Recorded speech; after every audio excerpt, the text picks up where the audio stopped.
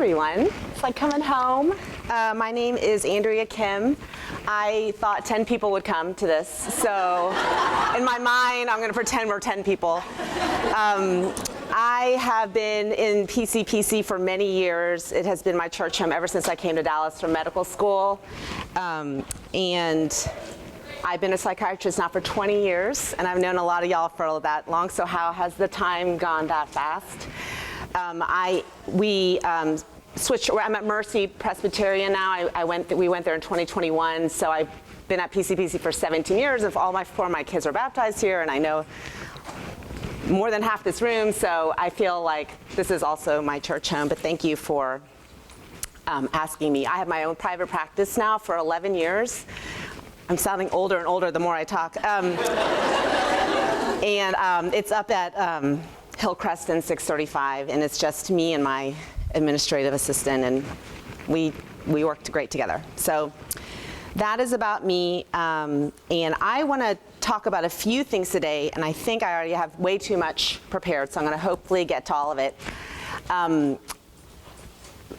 want to share with you what I have had a front seat to suffering. It is my job. It is my privilege. It's what I get to do. I love to do it, strangely. I approach it differently than maybe this room, or me not as a psychiatrist would approach it, right? But in my job, I love what I do. For the most part, my job is seeing well-treated patients, right? We're checking in, I'm poking around their lives and moving on. But every one of those patients came in when they were acutely suffering. No one calls me. They are not in bad shape. And then they should have called me 3 months before, right? So they are all suffering, and I've been able to witness kind of everything, every way you could possibly suffer, and I've been able to witness how people have done it well and how people have done it poorly.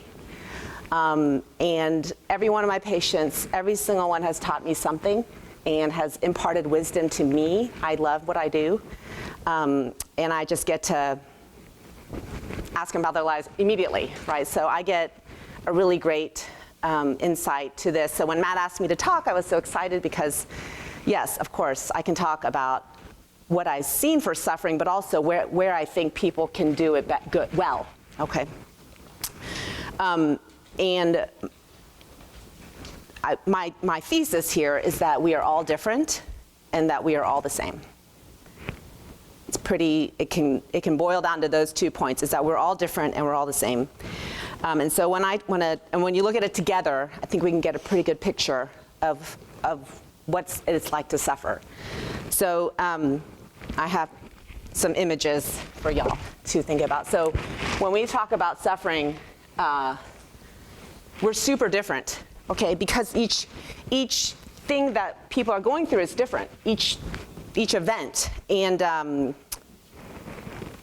I mean, you name it: addiction, guilt after a crime, critically ill child, loss of a loved one, chronic pain, family trauma, divorce, car accidents, living after causing the death of another, a child in prison, living after childhood abuse, just the chronically unemployed, that's suffering.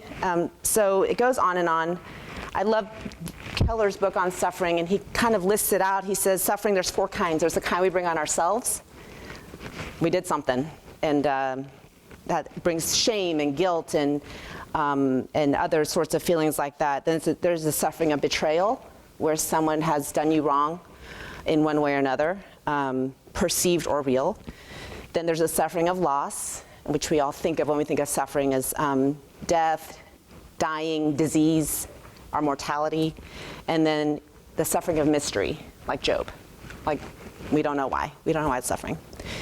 So if I had a blanket thing I said to anyone who walked in my door, well, it's totally different, right? They're not the same people. They're not the same even event that's causing the suffering. So we want to, that's where it's so different. Is there maybe their countenance is the same, but what is causing it is totally different one from another. So I'm listening pretty carefully to what is actually the suffering going on.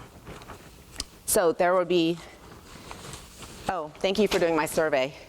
We're about even. Y'all are here if you're both suffering and helping someone suffer, which is great. That just helps my talk.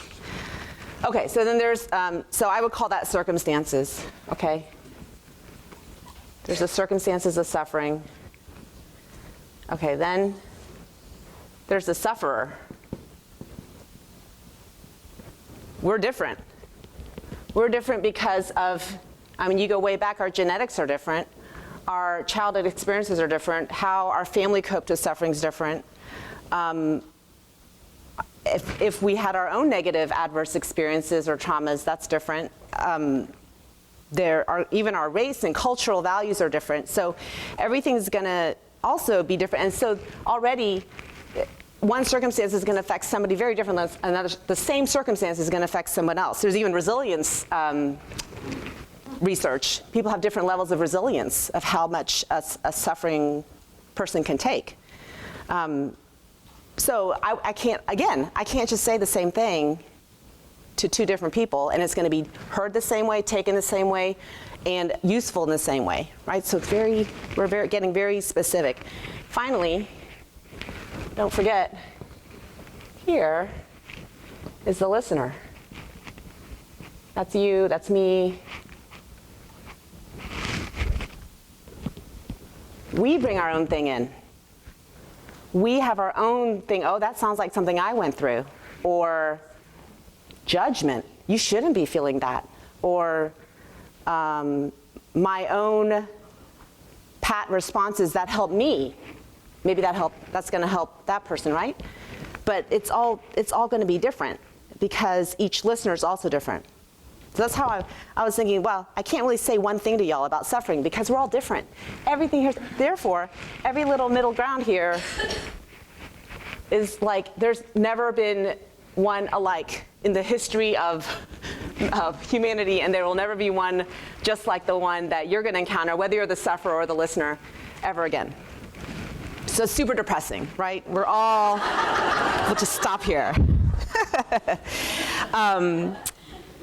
And even me. So when I'm listening in my job, I'm thinking the whole time, how can I help? Where is this useful? Where am I not useful? What is the diagnosis? Where can I refer? I'm thinking the whole time. That's totally different than me as a friend listening. And often I'm very awkward when I listen as a friend. I don't know what to say. I don't know what to do. I'm often silent, like really, I feel like I'm unhelpful, but I am present. But I get tongue-tied, and I feel like I get stuck in that little wheel. So, this person who's, it's just totally different. Someone who comes in, they're ready to give me the dish, and I'm ready to tell them what I think. So it's just very like, I'm going through my job. So what do? Well, we show up. I think we show up. I think you can have 0% harm is showing up unless they tell you not to show up, and even then you got to get in that triad and be like, do I really not show up, right? So a lot of this is very individual. We pray. How do you know what to say? What about the 3 things you say on TikTok to someone who's grieving, and the 3 things you must never say to someone on Instagram for someone who's grieving, right? Those don't work. Those don't work because of that. But of course, someone knows that and knows every single one, and that's the Lord. And he actually does tell us to enter into this impossible situation. So I'll put the cross here. Okay? Just like a blanket. He's all over that. He's in there. And he doesn't let us off the hook because it's hard. He says, you have to go do it, but I'm there, and my spirit is there, and I'm all over that middle of the Venn diagram. 2 Corinthians 2:3-5 says, praise be to the God and Father of our Lord Jesus Christ, the Father of compassion, the God of all comfort, who comforts us in all our troubles, so that we can comfort those in any trouble with a comfort we ourselves have received from God. So just as the sufferings of Christ flow over into our lives, so also through Christ our comfort overflows. Have we received comfort from him, then we're called to comfort any of those who are in trouble. And I think it's just getting in there and doing it. And there's so many instructions on how to talk in the Bible, and I don't think they're any different just because you're talking to someone who's grieving, or how to join in people's lives as they are. So I would encourage you, as a psychiatrist talking to the Christian community, not to be scared to embrace your suffering friend, or, and we'll get to this later, asking for help if you're suffering. Trying is better than not. Sitting there is awesome. Don't they say that you only remember who showed up, you don't remember what anyone said in a moment of grief? That's true in my life. In my field, we call it support systems, and these people always have better prognoses or future outcomes than people without support systems for whatever reason, as you can imagine. When I hear of a strong support system, and my words are, who are your people? It's like, who are your people? It's not always blood, but somebody, right? There's a few people. Then I know I can have a much stronger treatment plan. I know I have people who can put eyes. I don't see them every day. We're not FaceTiming every day. I have people who are in their lives and who can notice subtle changes because they're their people, right? As opposed to someone coming and telling me I'm really different and I met you the first time. I don't know what that means. But someone else who says, she's off, help, that's so helpful to me. So that would be something I would think would be great for our community. We're all in community and had some eyes on everybody. So that's how we're different. But any questions on that? I don't think probably most of this room, y'all could teach me, I'm sure, something about suffering that is unique, but we will move on. So my other point is that we're all the same because we are designed and we are created and we have the same elements in a perfectly designed creation that is built in a way to optimize us, even in the hard. And there are a lot of people who don't believe in that. That's a lot of my practice, is telling people let's optimize how to thrive and do your best in the middle of suffering. If you're helping, this is for you too, because you can't help when you're empty. You really can't. Your patience goes way down.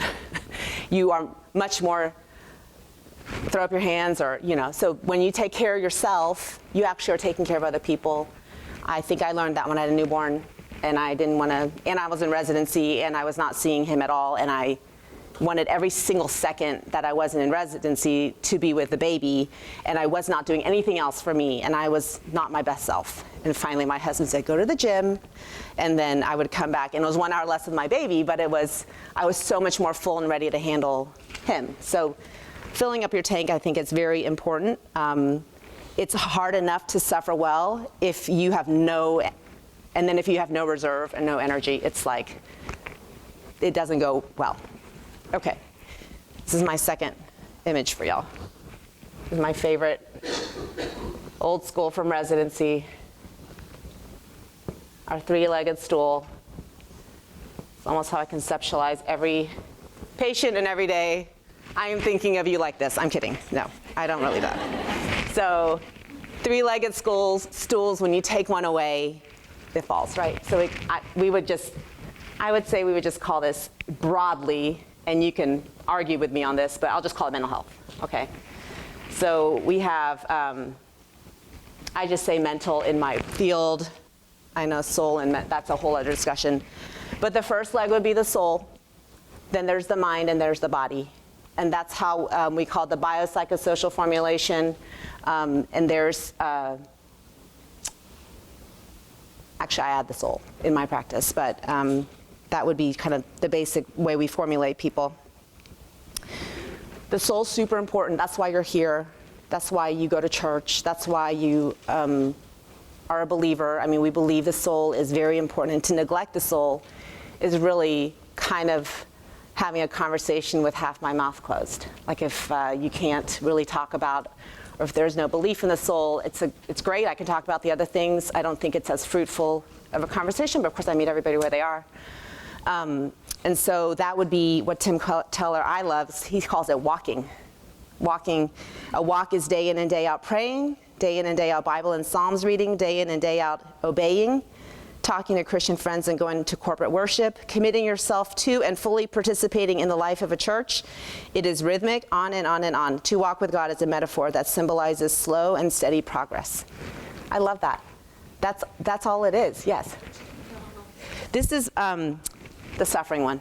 Walking with Christ. Yes, which I believe is a compilation of his sermons on the topic. So it doesn't always just make like a book-length sense, but each few pages is like another gold mine. It's really good. That can mean a lot of things to a lot of people because, of course, we all come into it a little bit differently. Some people weep and they lament and they cry. And it's okay to cry, and it's okay to be with a friend who's crying. And we had this, in my residency, we had to do a psychotherapy requirement. I am not a great therapist. I am a good psychiatrist. And so you have your session with the patient, and then you go talk about your supervisor. That's kind of was part of our training. And I was, and some of them actually recorded. And so just for the supervisor. So I was playing back the recording, and he said, "What are you doing there?" And I said, "Oh, I was handing her a tissue." And he said, "Where was the tissue?" And I said, "Well, it was on the box between us." And he goes, "Why'd you give her the tissue? She can get the tissue. What were you saying when you were giving her the tissue?" And I was like, what was I saying when I was giving her the tissue? And I think I learned I was uncomfortable. I wanted to fix it. Let's finish those tears. Let's wrap that up. Blow your nose. And that's always stuck with me. I never will offer my patient a tissue now. And if they want to cry and cry, and they can cry, because there's the tissues right there. It's as far away from them as it is from me. But that made me think, what is it about me that makes me want to give them a tissue, right? So something as small as that. So, letting them cry, being uncomfortable with their discomfort, I think that's a big part of it. Trusting, right? Trusting in his plans, trusting in his. This is stuff the other groups are talking about big time, I'm sure. Scripture, journaling, music, being thankful. I think people here know how to prepare for the soul well. I will say, I want you to think of the hardest exam you've ever taken in your life. I have a bunch. I don't have to do them anymore, thank God. But so everyone think of the hardest exam you ever taken in your life. There will be in your life an exam that hard in suffering at some point because we're on this earth. And there's no drops, and you can't pay someone to take it, and you can't transfer out. You have to take the test. And those who have prepared and studied, they don't ace it. Maybe people ace it, actually. There's probably A-plussers out there, but they do a lot better than people who are blindsided and have done none of this base work in the good times. So I think if you're here and you are in my little category of neither, praise the Lord. But this is the time you fill it in and fill it in and fill it in, because that exam is coming up. And I can tell, and probably you can too, the people who have prepared and the people who haven't. That is not the time to be figuring out your theology or figuring out the scripture that is meaningful to you or listening to the sermon that was meaningful. That's the time to recall all that stuff that you already put all that time in. I actually have a grief playlist on Spotify for me, and I just add songs to it every time I feel like, our church has had grief, we've just had grief. So whenever I know a good song, I just add that to my playlist, and it's just sitting there, and then when I need it, I just start playing my playlist, and it's just brings back even, musical memories can bring back real memories of God's goodness to me the last time I heard that, So I think that's one little thing I do, and I'd encourage you, what are things that you could do now that could add to your spiritual disciplines to get ready for that test? Okay, that's my first leg of the stool. The second leg is the body. I spent a lot of time talking. I don't actually spend too much time talking here. I don't have time to talk about the soul too much. I spent a lot of time talking about the body. Let me see, where is it? Y'all remember Elijah being chased by Jezebel? Probably someone's already talked about it in this conference. I love it. So he's running for his life, He came to a broom tree, sat under it, prayed he might die. I have had enough, Lord, he said. Take my life. I'm no better than my ancestors. We call that passive suicidal ideation. Then he lay down under the tree and he fell asleep. All at once an angel touched him and said, get up and eat. He looked around, and there by his head was a cake of bread baked over hot coals and a jar of water. He ate and drank and then lay down again. The angel of the Lord came back a second time and touched him and said, get up and eat, for the journey is too much for you. So he got up and ate and drank. Strengthened by that food, he traveled 40 days and 40 nights until he reached Horeb, the mountain of God. So this guy, intense stress, chased for his life, suffering, done with life, really, wants to just go be with God. He gets bread, water, and 2 naps. Just like our kids. You're hungry, you're thirsty, you need to sleep, right? Then he can get up and travel 40 days. He rested and he ate and he slept. So never underestimate what you can do with the Lord's help, but what you're designed to be. If you're designed to work, your body's designed to work a certain way, and your brain is still part of your body. So we care for the body to give the structure and strength to suffer well spiritually and give honor to God, because the call to obedience can be difficult and all-consuming. So here's my third thing. Okay. Here's my tree. Okay. And I talk about this tree a lot. If you ever come visit me, talk about the tree. Okay. This is also the tree of mental health, so it kind of falls apart. But there's basics that we all do every day, and we don't think about it, okay? When we're suffering, it can all go kaput, which is fine, right? In acute grief, it'd be hard to do a lot, but at some point, you got to get back on this tree. So I'll start with real simple, because I see it. Hygiene. And if you're a loved one, that's a good place to step in to your loved one and say, let's wash your hair. Let me put you in the bathroom, whatever, okay? And maybe you start with something small. There's no, anything little is fine, right? You just take one baby step, and maybe you just wash your face one day. Maybe you just get out of bed. Maybe you make your bed. Speaking of beds, sleep is probably the biggest branch, if I can make a huge branch. It's hard to sleep with acute grief. It's real hard on your body if you don't sleep for prolonged amounts of time. Very difficult. Almost every disorder in my book everyone will get worse with no sleep, as we all know. We all get tearful and irritable, and life gets really difficult with poor sleep. I could talk an hour on sleep. I usually do talk an hour on sleep, so we're just going to leave it at that. But I'm happy to talk to you about more sleep later. Movement. Anything is better than nothing. So that means, when I say that, people are like, I'm going to go, right? Or I used to do CrossFit. It's like always something big they want to tell me. And I'm just like, did you go outside? And they're like, no, I didn't go outside. So there is data that I quote all the time that 30 minutes of cardio 3 days a week, so hard that you can't talk, so vigorous, is as effective as Celexa 20 for mild to moderate depression. You can Google that. That's all over the place. That's old data. The benefit increased up to 5 times a week, 45 minutes a session, kept being significantly different. Then they just stopped the study.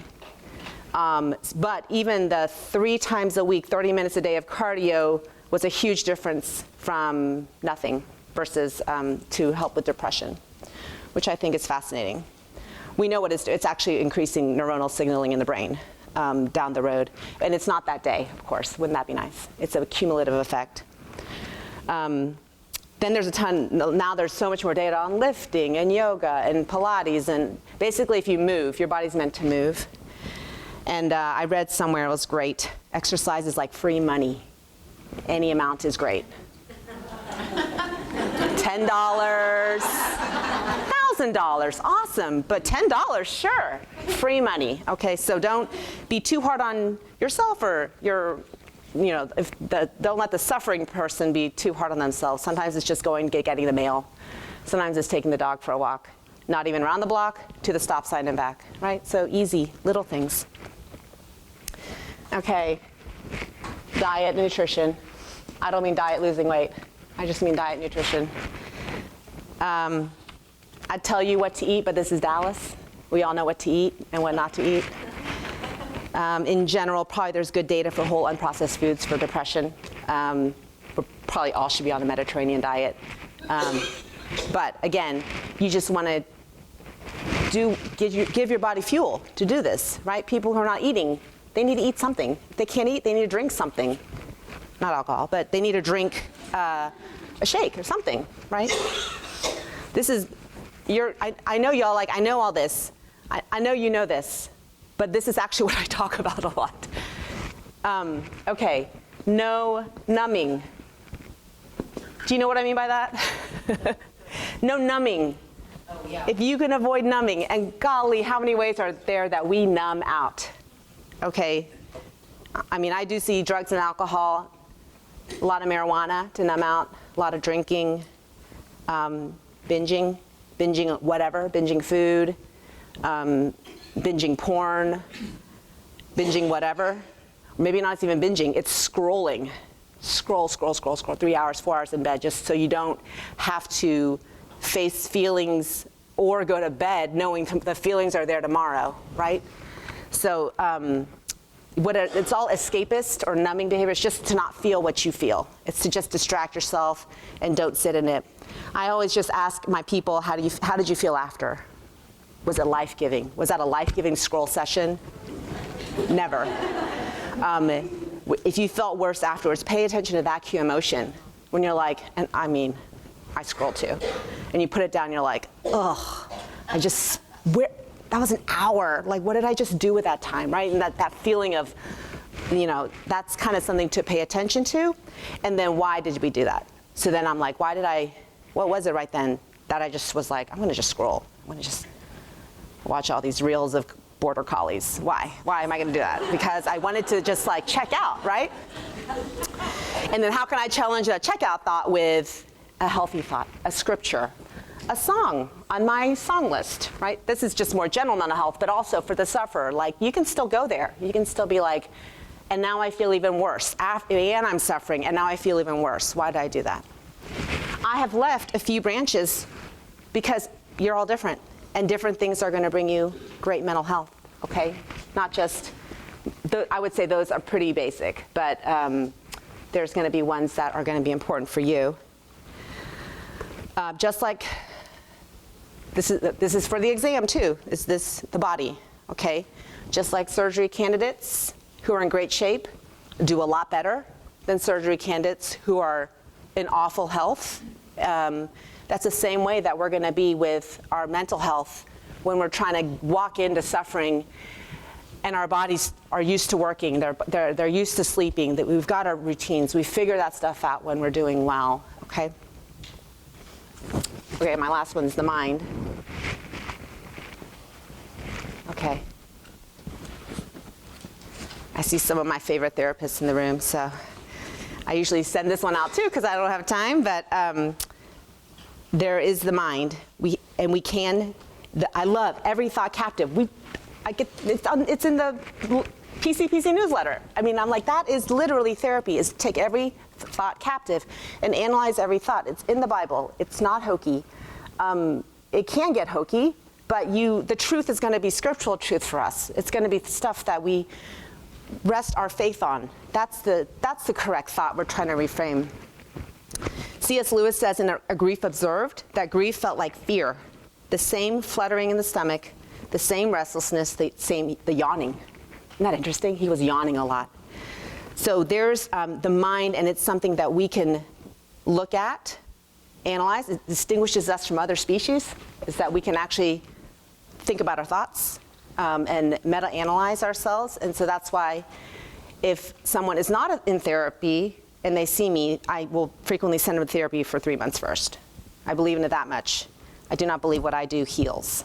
It helps, but it doesn't heal. So, but I think therapy with a really good therapist, and there's so many in Dallas, that is where the healing happens, because that's where actually people understand where their thinking is going astray.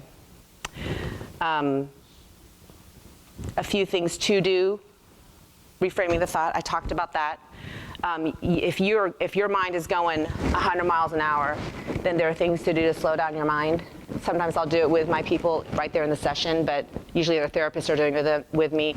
There's something like being in the present where you're feeling the 5 senses, literally in the moment. So hang on, everyone just sit for a second.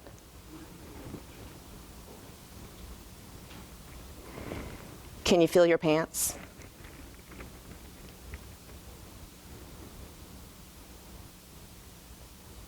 Did y'all hear that rattle?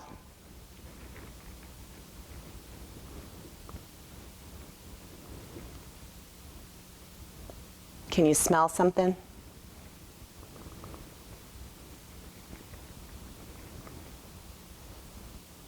What are you seeing?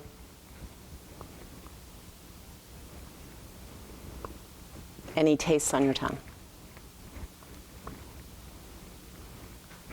That's it. So it's in that moment, you slow yourself down. You make yourself pay attention to other things that you wouldn't normally because your mind is going real fast. Okay, and that'll slow down the moment, let it be more manageable. Sometimes we have to do that right there because of that. There's also box breathing. I do that all the time. I make my kids do it. We all box breathe all the time. And that's, you breathe in for 4, you hold it for 4, you breathe out for 4, you hold it for 4. Some people do 7. I would say experts can do 7. But 4 is a nice number. 4 slow seconds in, hold it in, 4 slow seconds out, 4 slow seconds holding it out. That'll also force the sympathetic nervous system to just gain some control. Okay. Again, limit social media and news sites. Rarely helpful. Rarely helpful.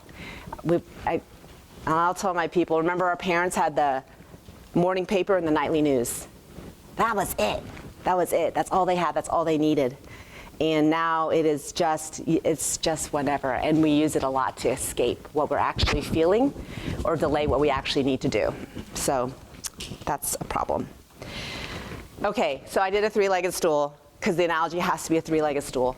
There's a 4th leg, but it would still fall without all 4 legs, and that would be community. I think you have to have community to have good mental health. No man is an island. If you're suffering, that means showing up. That means going to the thing with your dirty hair and your puffy eyes and your no makeup. You just go, okay? And it's okay then to call the troops. This is when you call them up and say, this is why it's good to have people, to just call up and say, I need help, I need food, I need someone I'm scared to be alone. I'm scared to be alone with these thoughts right now. I'm so sad, whatever. So you call because it's absolutely a you today, me tomorrow kind of thing. You know, that's what community is all about.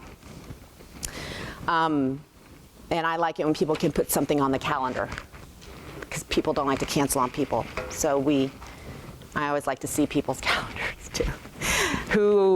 I'll go to lunch with a friend. When are you going to go to lunch with a friend? Can you text your friend right now? You know, that kind of thing. And then, I just gave you a huge list, and this is not meant to overwhelm. These are just all little things that can help, okay? Again, we're all different in here.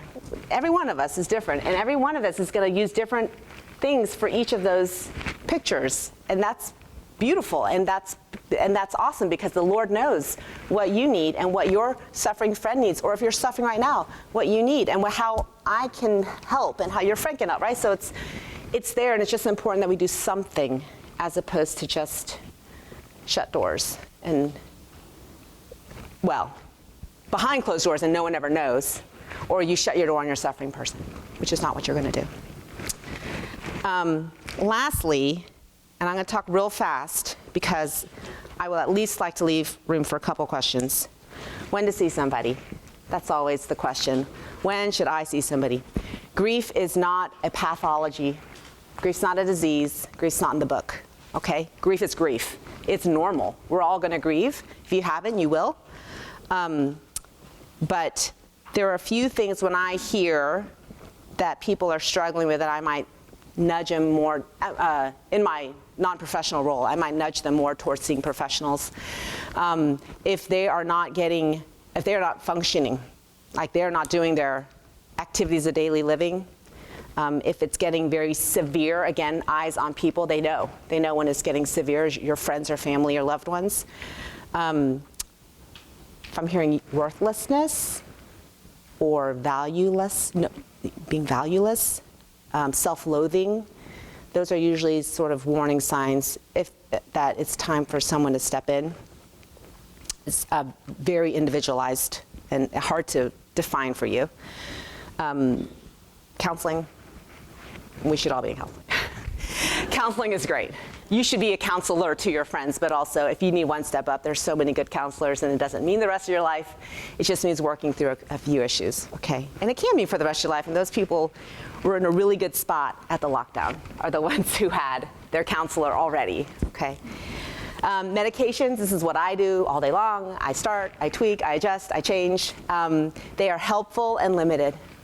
That's always what I tell people. They are helpful and they're limited. The good kinds take time, and a lot of times grief resolves. By definition, grief resolves, actually. And the medicines take so long to work that sometimes it's not very helpful. The fast medicines get you in trouble down the road. They really do. So don't lean on those too much. We would not actually even indicate medications in simple grief.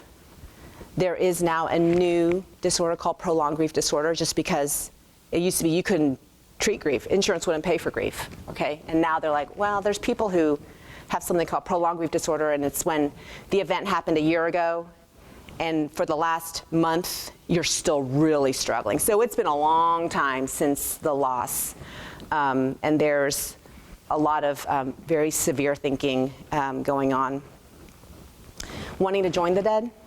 That's a big trigger for me. That's a big, wanting to join the dead. Wanting to join the dead, an undeserved sense of guilt and responsibility for the death. Obviously any suicidal thinking, these are big ones. These are ones I want to know about. They would say 7 to 10% of bereaved adults will have this. So it's not everybody, but it's not nobody. Okay. So I'm going to conclude, and then we'll have a few minutes, all right? Any questions right now, but I'll take questions after. Okay, in conclusion. Lewis, my favorite. Pain insists upon being attended to. God whispers to us in our pleasure, speaks in our conscience, but shouts in our pain. It is his megaphone to rouse a deaf world. We are most keenly aware of God's character in his suffering. We've all heard that quote. I love it. I love it so much. Yes, pain insists upon being attended to. God whispers to us in our pleasures, speaks in our conscience, but shouts in our pain. It is his megaphone to rouse a deaf world. We are most keenly aware of God's character in our suffering. Can I just get a show of hands if that is your experience? Like it's when you're suffering, right? That's when it's, and I in my life, I have been an ambitious, driven, fix-it kind of person. That's just who I am. And there's just been a few times where I could not fix anything. I could not fix the situation. I couldn't pay my way out of it. I couldn't hire somebody. I couldn't research my way out of it. I couldn't program myself out of it. I was just stuck in this thing. And that's kind of when it's all stripped away. And then you are flat on your back. You're down here. Boop. Okay. He's not dead. He is just flat on his back. That was my other point about medicines. Sometimes medicines just get you here, get you on the tree. When we're on the tree, you're like, okay, I can start climbing again. Medicines don't take away the they don't make you happy. There's no happy pill. There is a less emotion pill, and there's actually, you can go too far, so there's no emotion, that's a problem. But there is enough to then do the things that is your personal tree. But there's no such thing as a medicine that does this. I mean, you still have to do all this. I would say it just takes the intensity of your emotions off so you can get on the tree. That's how I view medicine.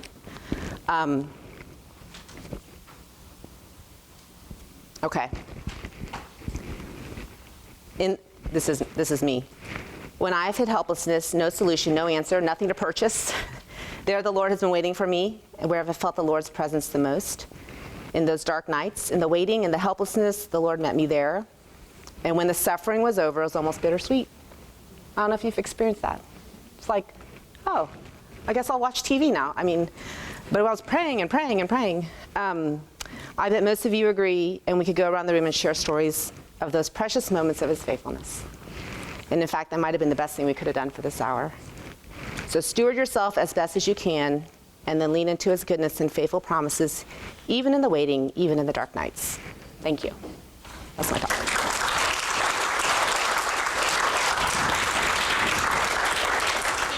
Okay, I gave myself 0 minutes, but we're just going to take them. So I'm always happy to answer questions privately or in the group. Does anyone have anything? Yes. As the listener, is there a time that suffer sucking you in, Sucking you in. and that you have to just stop or something? And how do you do that without harming Yeah, do you mean a time suck or? or emotionally or whatever? I don't know. And then, Yeah. where you're sort of losing yourself and Yeah, I'd be real careful about not losing yourself into the suffering. Again, it's going to be kind of specific on the sufferer and the being sucked in person. But particularly if it's a spouse or family person. That yeah, love and all that. I'm a big fan of time boundaries. I like going into those kinds of conversations and say, I have 30 minutes to sit with you, and then I have to go. That would be like a structure to the amount of time. And if, I would say if they're wanting you to join in their, like they're not happy unless you're also low, then you can speak into that, I think, and just clear as, just to be open and communicative, I think is good. It's all how you phrase it. Things spoken, and I can say really hard things if I speak with love and grace to someone I barely met. I can say really hard things for them to hear. But I could also say really horribly and callously. So I think delivery is paramount on how you say things. Great question. Anyone else? Yes. You mentioned statistic of 7 to 10% of somebody did something, but I couldn't. Yeah. So there's grief. Used to not be a thing. This DSM-5, which they change every 10 years, so get ready. There's now something called prolonged grief disorder. That's new. And they're basically saying it's unusually long period of bereavement with an unusually high level of impairment. And so that would be, they would say 7 to 10% of bereaved adults can fall into that category where it's just real hard for a very long time. The risk factors are if they are a caregiver of the person that they lost, if they're an older adult, and if they themselves struggle with depression or bipolar disorder, which you can imagine. That's going to be hard to manage. So, yes. Can you recommend or suggest a resource regarding that sleep range? Like to read or to... Yes, there's a great book. It's either called How We Sleep or Why We Sleep. Why We Sleep. Okay, that's a good one. I've not read it, but again, my patients tell me to read it. I learn something from my patients every day. If I read all the books my patients told me to read, I would be so learned. That's a good one. I would say if you looked up the sleep, is it sleepfoundation.org? Is that right? They give a ton of tips on sleep hygiene and cognitive behavioral therapy for insomnia, which is actually the sleep medicine doctors would recommend that first before a sleep aid. Is you can actually train your brain to sleep. Yeah. Yes. Andrew, will you speak to medication for a minute? I love what you said about a happy pill, but how do you approach medication? And it seems like there's a lot of unhealthy medication out there. And what's your philosophy in terms of prescribing medicine, and what are some of the dangers? Well, it's a big question because there will be a lot of different dangers or side effects. Do you mean just philosophically? How do I start a medicine? Yeah. Okay. I first, hear their whole story and see if there's even a role for medication. And if there's big gaps in that I can see that they're not doing at all, then I'll often send them first to try those things first. And a lot of times though, by the time they're to me, and my crowd is so like high achieving and they've read everything already, they're doing everything, right? And so and I listen to the symptoms that they are still struggling with, the severity, what has helped, what has not helped, just in lifestyle stuff. A lot of my stuff is brainstorming ways to make the lifestyle easier. And then I will, if I need to, I'm like, if there's not much else that they can do, then I will start a medication. And especially if there's a family history or their own personal history. They've had this 10 times and it's, been hard. Now dangers, they're all gonna have their own side effects. There's not one pill that doesn't have a side effect. And in my field, it's more, I would say there's even more side effects than like an antibiotic or whatever. So I talk a lot about side effects. We try to minimize. We try to, what can you live with? What can you not live with? Yeah. Yes, ma'am.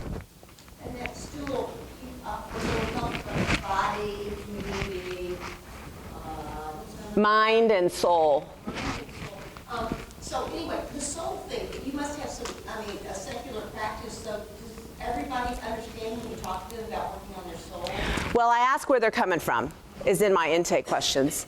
Most of my people are actually because I don't take people who aren't in therapy, so I don't take people off Google, or they're usually coming because their therapist has said, you could use some medication. There are a lot of them are in Christian practices already, and so I can see if they've, gone with Nikeo or Spirit House or PCP, they're coming from Pat. Then, and then I ask, what is your faith background? What is your status? And then if it's able to be, if that's an open topic, we can talk about it. And if it's a closed door, I don't talk about it. Yes. He talks a lot about having people and a person's support system noticing symptoms or decline in a patient of yours that maybe you're not seeing in your 15, 30 minutes. Yeah. I'm not sure what your sessions are. Yeah. Especially if I would think, especially with the pandemic when you were just FaceTiming, that's a limited. Yeah. So do you get calls from someone's friend that they know their friend is a patient of yours, or Yeah. someone's sister? Do you get calls saying, I'm worried about Oh, yeah. You do? Okay. And so you can, because I know HIPAA is complicated, you can just listen to that I can listen to anything. without responding? Yeah. And I know. You won't even know you left a voicemail. I won't respond, but I can hear anything. You can hear anything. And I can call out. It usually means that family member will be known that they called. Right. I'm super honest with my patients. I'll be like, your mom called. They're like, my mom called, and then that could be a whole other thing. Yeah. But again, I try to phrase it. She loves you so much. She's worried about you, that kind of thing. But yes, I can hear anything. Okay. And it's very helpful, actually, because sometimes, if I'm seeing someone every 3 months and they're struggling and they don't want to move up the appointment, but the mom does, I can call the patient and be like, can we move it up? Can I see you in person? Can we talk about what your mom's worried about? That kind of thing. So. Yes, ma'am. Where does trauma, like severe trauma, fit school or on the train? If there's severe trauma,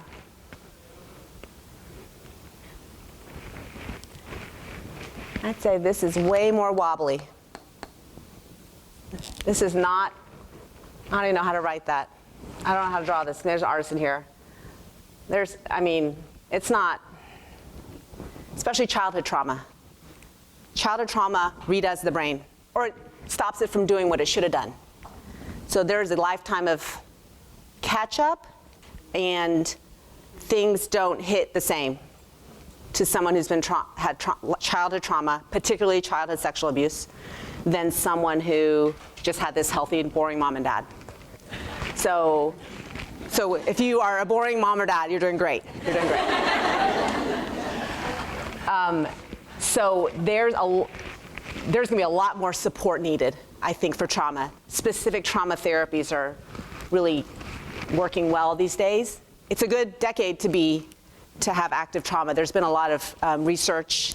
It's I think a very even popular opinion is thinking a lot about trauma now. It's a big word. What was the word? Can you define trauma? There is a definition in the book. I can't quote off the top of my head. I think true trauma is when you thought your life or the integrity of your life was in danger. So I remember they would say, if you were at 9/11, you could qualify for PTSD. If you saw it on TV, you couldn't. Even though we would all say that was a traumatic event, in popular lingo, that would not be considered trauma. It's for all of us to watch it on TV. Does that make sense? So you yourself have to be in danger, worried about your life or the integrity of your body or your life, something like that. Yeah. I would also say you might. Is it also influence the integrity of someone else's life? Like if is it trauma if it happened to someone else but you were watching it? I believe so, but I think you had to be there. Again, this is the book, right? And real life is not the book. And I actually don't, the book is informative, but very few people are textbook. So I feel like in my realm, medicines help symptoms more than they help the disorder.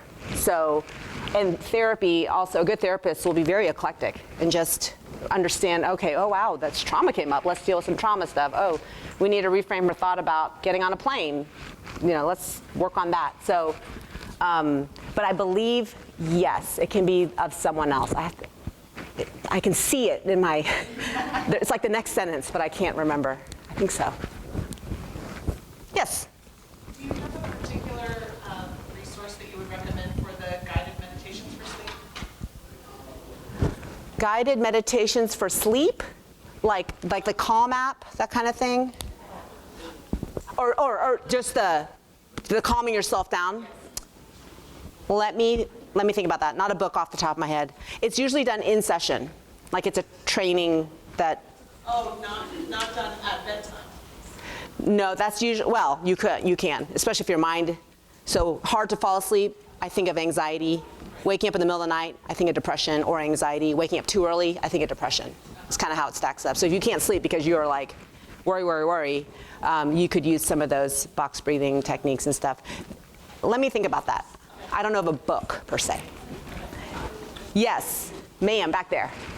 I have a private question for you with dealing with adults and autism. A private question? It's a private question, so can I talk to you? Yes.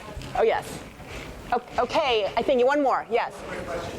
Do you encounter people who bring illogical beliefs that hinder their recovery or their coping? Yes. I'll tell you what I see most often is I see OCD beliefs, OCD religious beliefs. So praying the sinner's prayer every night, or they're going to go to hell, that kind of thing. So I'll see regular theology, and the OCD loop is very good at just twisting that and making it go times 100 miles an hour. I don't, probably yes. That's probably the answer I will share with you. I probably see some theology that's weird, yeah. Or none at all. That's hard, because then they come in with existential crisis and despair, and I'm like, well, you think there's nothing after life, so it kind of makes sense, but okay. Anyways, thank you so much.